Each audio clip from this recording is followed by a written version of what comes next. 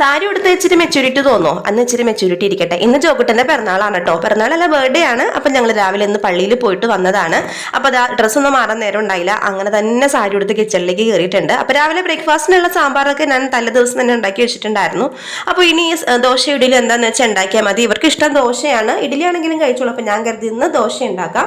അപ്പൊ അവൻ ഉച്ചക്കത്തേക്ക് ഇന്ന് ചോറ് വേണ്ടാന്ന് പറഞ്ഞിട്ടുണ്ട്. അപ്പൊ അതുകൊണ്ട് ഞാൻ എന്താ കുറച്ച് റൈസും, ഈ നമ്മുടെ ഫ്രൈഡ് റൈസ് പോലത്തെ റൈസും, പിന്നെ നമ്മൾ കോളിഫ്ലവർ അങ്ങനെ ആക്കി വെച്ചിട്ടുണ്ടല്ലോ, അതൊന്നിങ്ങനെ ഗോബി മഞ്ചൂരിയൻ പോലെ ഫ്രൈ ആക്കി കൊടുത്താൽ മതി. ഈ സോസ് ഒന്നും വെച്ചിട്ടുള്ള ഗ്രേവി ഒന്നും അവർക്ക് വേണ്ടാന്ന് പറഞ്ഞിട്ടുണ്ട്. അപ്പൊ ഞാൻ ആ കോളിഫ്ലവറൊക്കെ ഒന്ന് മുക്കി പൊരിച്ച് എടുക്കുകയാണ്. ഇതിന്റെയൊക്കെ ഡീറ്റെയിൽ വീഡിയോ നമ്മൾ പണ്ടൊക്കെ ചെയ്തിട്ടുണ്ട് കേട്ടോ.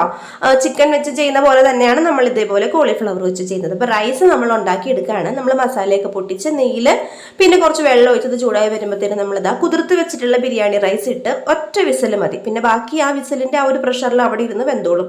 അപ്പൊ ബ്രേക്ക്ഫാസ്റ്റിന് ഞാൻ ഇന്ന് നേരം പോയത് കൊണ്ട് വേഗം ദോശയാണ് ഉണ്ടാക്കിയത്. ദോശ ഇച്ചിരി നെയ്യൊക്കെ ഒഴിച്ച് ഉണ്ടാക്കി കൊടുത്തിട്ടുണ്ടെങ്കിൽ ഭയങ്കര ഇഷ്ടമാണ്. അപ്പൊ ദോശയും സാമ്പാറും ഒക്കെ ഇട്ട് അവരവരുടെ ബ്രേക്ക്ഫാസ്റ്റും കാര്യങ്ങളും അങ്ങനെ കഴിക്കുന്നുണ്ട്. അപ്പൊ നമുക്ക് ഈ റൈസിലേക്ക് കുറച്ച് പച്ചക്കറിയും കൂടി ഇടാം. പച്ചക്കറി എന്ന് പറയാൻ ക്യാരറ്റ് ഉള്ളൂ കേട്ടോ, പിന്നെ ക്യാപ്സിക്കോ, കുറച്ച് സവാളയും കൂടി കൂടിയിട്ട് വാട്ടി 2-3 മുട്ടയും കൂടി പൊട്ടിച്ചിട്ടിട്ട് ഞാൻ അതിലേക്ക് കുറച്ച് സോസ് ഒക്കെ ഇട്ടു. സോസിന്റെ കവർ പൊട്ടിക്കുക ഇച്ചിരി പണിയാണ് കേട്ടോ. അപ്പൊ ഏട്ടനെ കൂടെ ഒന്ന് പൊട്ടിച്ചെടുത്തതാണ്. അതിലേക്ക് എന്നിട്ട് സോയാ സോസും കൂടി ഇട്ട ശേഷം ആവശ്യത്തിന് ഉപ്പ് ഇട്ടിട്ട് നമ്മളത് വേവിച്ച് വെച്ച റൈസ് അതിലേക്ക് ഇട്ടൊന്ന് ഇളക്കിയെടുത്തു. പിന്നെ ഒരു 2 മിനിറ്റ് അങ്ങനെ ഇരുന്നൊന്ന് വെന്തോട്ടെ. പിന്നെ നമുക്കിത് പാത്രത്തിലേക്ക് ആക്കിയപ്പോൾ 2 പേർക്കൊന്ന് ലഞ്ച് ഇതാണ് കേട്ടോ.